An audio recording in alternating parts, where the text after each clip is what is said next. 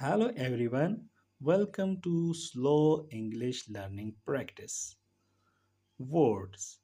Words are powerful. Every word you say has meaning. Your words can help or hurt. Kind words make people happy. Means words can hurt people. Think before you speak. You cannot take words back. The way you talk shows who you are.